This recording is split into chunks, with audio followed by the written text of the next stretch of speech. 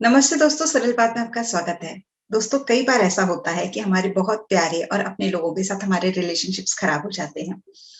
कारण चाहे जो भी हो, चाहे ईगो हो, चाहे मिसअंडरस्टैंडिंग हो या झगड़ा हो। लेकिन हम ऐसे रिलेशनशिप्स को तोड़ना नहीं चाहते, बनाए रखना चाहते हैं। मगर बात ये होती है कि हम फॉरगिव कैसे करें, यानी माफ कैसे करें। आइए मिलते हैं अपर्णा जी से और जानते हैं ऐसी कौन-सी टेक्निक्स हैं, जिसको फॉलो करने से फॉरगिवनेस यानी दूसरों को माफ करना और खुद को माफ करना बहुत आसान हो जाता है। अपर्णा जी प्रोफेशनली तो कंटेंट राइटर हैं, मगर एट प्रेजेंट पिछले 4 सालों से ऋषभ अजीत स्वास्थ्य योगा केंद्र से जुड़ी हुई हैं, जहां ये सेल्फ हीलिंग और फॉरगिवनेस की जर्नी पे कई लोगों को ले जा चुकी है। Welcome ma'am, welcome to our show Saral Baat. Ma'am, बहुत ज्यादा हम बात करते हैं कि माफ कर देना चाहिए, फॉरगिव कर देना चाहिए। It is really easy to talk about it, मगर ये बहुत डिफिकल्ट होता है कि हम किसी को माफ कर सके। तो क्या कैसे करें हम किसी को माफ? माफ़ करना बहुत डिफ़िकल्ट है। पर माफ़ करना हमारे लिए ज़रूरी है। ये जो सेल्फ हीलिंग का जर्नी है, इसमें माफ़ करना आपके लिए, खुद के लिए बहुत ज़रूरी है। सामने वाले को तो कुछ फ़र्क नहीं पड़ता। स्पिरिचुअलिटी एक डुअलिटी होती है कि जहाँ पे स्पिरिचुअलिटी सेज़ कि it is all about yourself, कि स्पिरिचुअलिटी पहले आप खुद को एकदम क्लियर कर दीजिए। अगर आप जिस दिन आप खुद क्लियर हो जाएँगे ना, तभी आप दूसरों को तब माफ़ करने की बात आती है, दैट वे। तो जब आप माफ़ कर रहे हैं, तो आप खुद को माफ़ कर रहे हैं पहले। तो इसका एक कंसेप्ट है, इनर चाइल्ड का कंसेप्ट है। ये इनर चाइल्ड है ना, इसमें हम जैसे आप बोलेंगे ना रचना जी, तो बहुत सारी रचना जी अंदर हैं आपके सबकॉन्शियस माइंड में जाके बैठी है। एक रचना जी जो 3 साल की थी, तो उनको किसी ने डाँट फटकार दिया क्योंकि उन्होंने दूध गिरा दिया।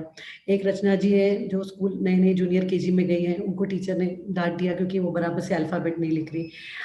और एक रचना जी हैं जिन्होंने बहुत अच्छे से तैयार हुई थी, पर बाहर जब गई अपने फ्रेंड्स के साथ, 7-8 साल की थी, तो फ्रेंड्स ने उनका मज़ाक उड़ाया।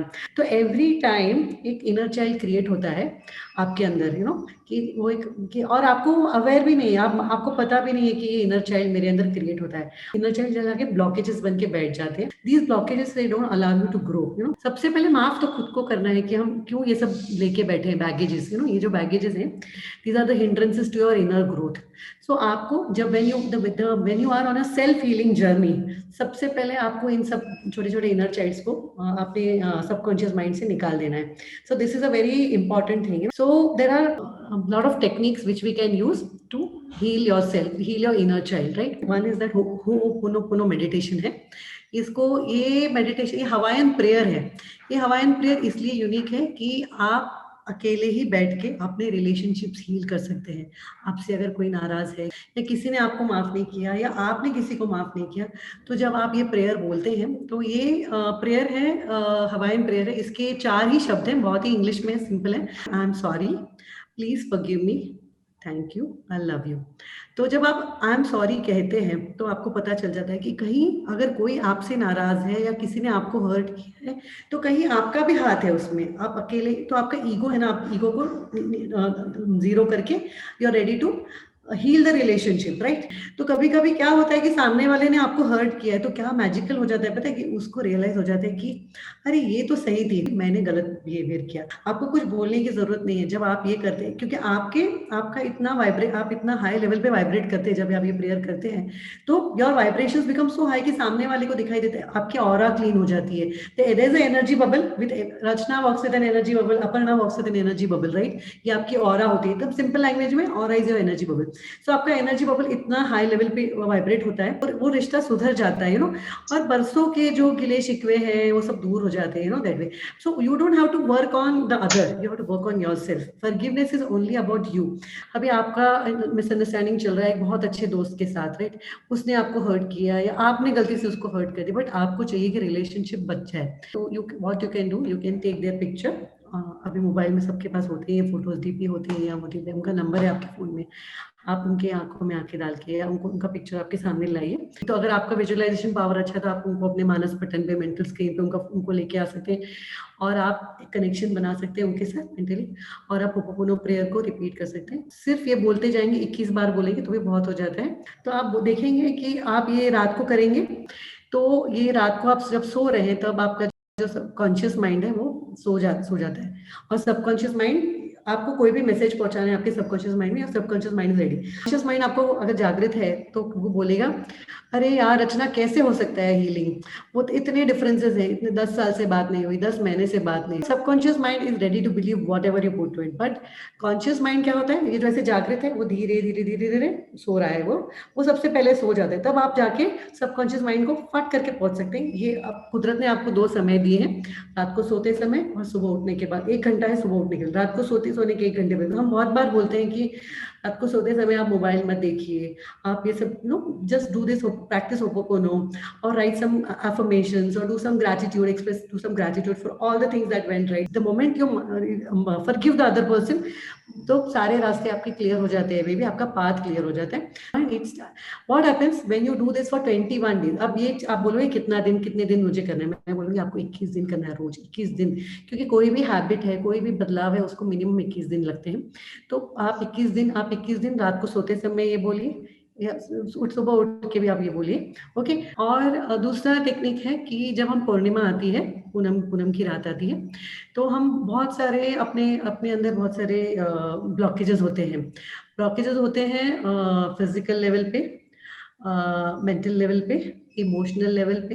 हाँ, तो इमोशनल लेवल पे दूसरे होती हैं आपकी बहुत सारी हैबिट्स होती हैं और बहुत सारे आपके रिलेशनशिप्स होते हैं।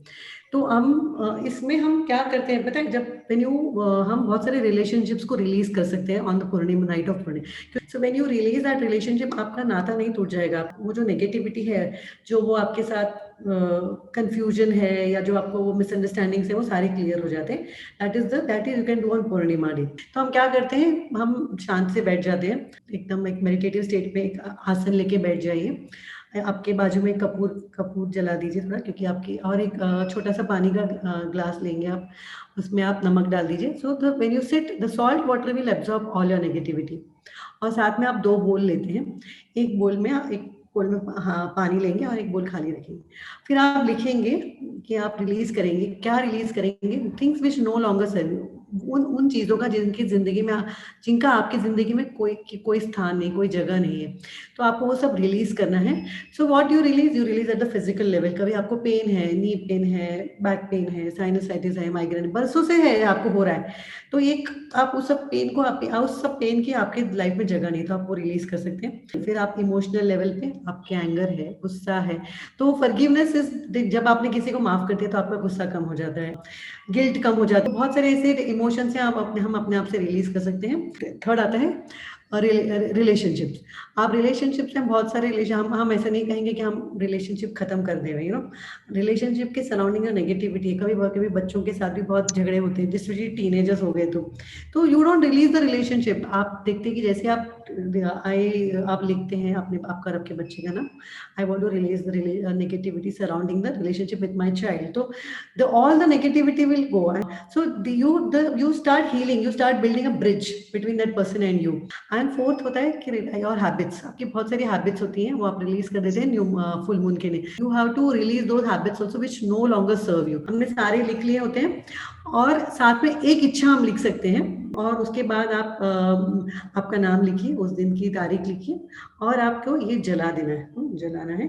आप जलाएंगे, आप 2 बोल लेके बैठे हैं, तो एक बोल में आप सारे एशेस कलेक्ट कर दीजिए, और उसके बाद आपके हाथ धो लीजिए तुरंत ना।